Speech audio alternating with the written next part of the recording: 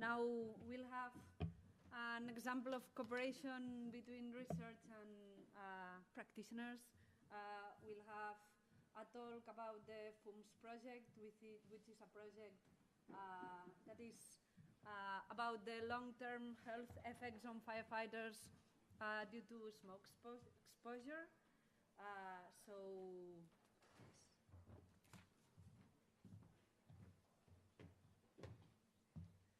Good afternoon. I'm Marta Aldea, and I'm from Hospital Clinic of Barcelona. And as Marta said, this is a project about firefighters' health, a little bit different of everything you have heard today here.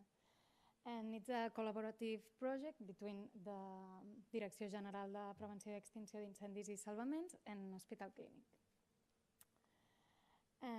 It is well known that the smoke of wildland fire has toxic and irritating gases and components which are potentially hazardous to health.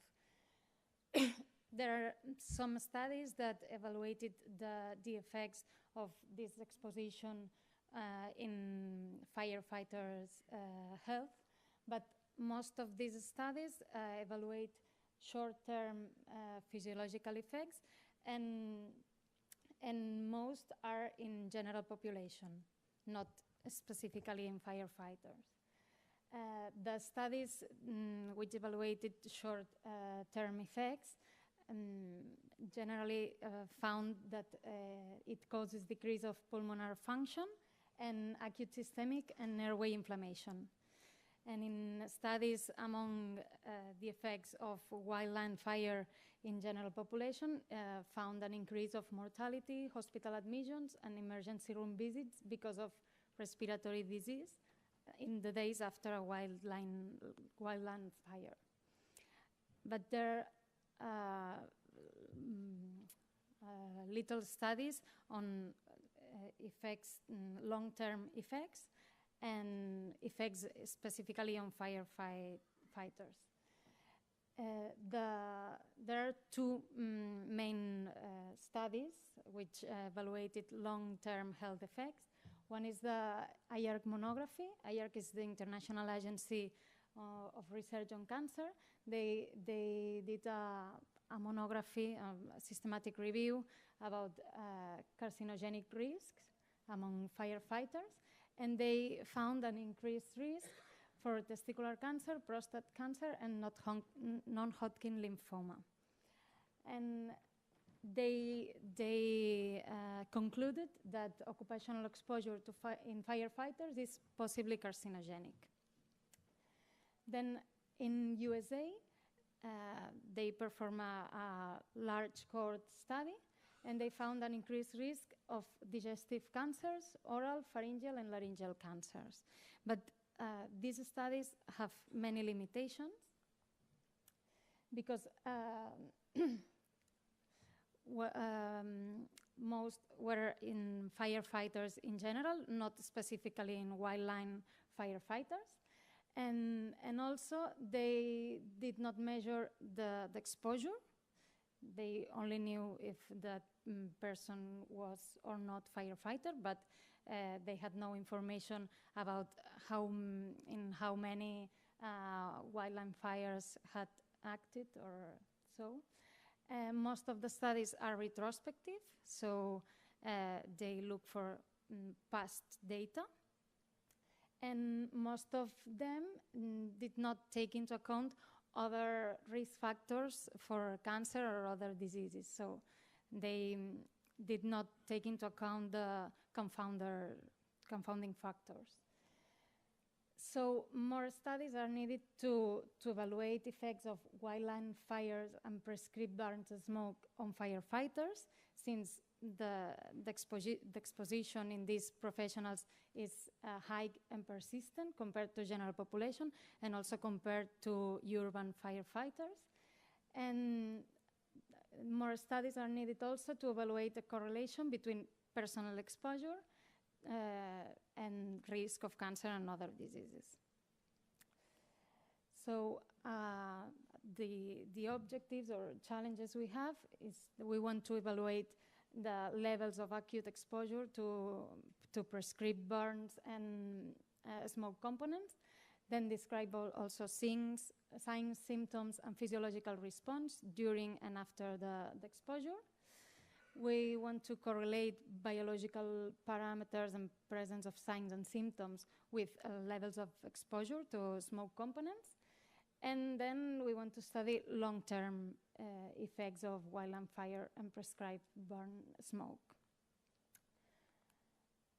And how we want to do it? We have designed 2 studies. The first one is a prospective cohort study with the objective of evaluate long-term health effects. So the idea is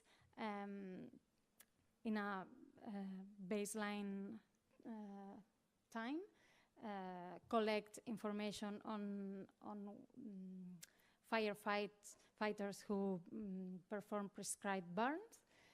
This baseline data would be age, sex, previous diseases, type of exposition, and then risk factors for disease, cancers and other diseases. And then we would like to do a follow-up of many years with an annual follow-up, doing blood tests, electrocardiography, spirometry. And in these annual follow-ups, we want to detect new diagnoses of diseases, deaths, and its cause, and update the type of exposition and other risk factors. These are the 2 main new things compared to other studies, other cohort studies who were retrospective and did not take into account the exposition and other risk factors. And the other study would be a before-after study to assess the acute effects in health. We would do it in prescribed burns, basically. And before the exposure, we would like to collect data on signs and symptoms, ideally with a mobile application, but we still don't have the funding. Then during the exposure, we would collect data on exposition to the different components of the smoke, like carbon monoxide, benzene, or formaldehyde. And then also collect biological parameters and signs and symptoms. And ideally, we would do it with a sensor which could collect both exposure to smoke components and biological parameters. But also, we still don't have this sensor. And finally, we would follow up the firefighters after the exposure, and we would collect the signs and symptoms. So the opportunities we have with this project, well, it's the opportunity of coordinating these 2 big studies. We have expertise on prescribed burns and wildland fire extinguishing. This is the GRAF group who have this expertise. We have also in the team an expert on clinical toxicology, and we in the hospital clinic we have expertise on epidemiological methods. And like a final aim, we expect that the results of these studies help to improve security measures among wildland firefighters. And of course, we need some collaboration. First of all, to obtain more data. So if it can be a multi-center study, then better than only unicentric. We also need companies and industry support because of the need of a sensor and a mobile application, and funding. And that's all.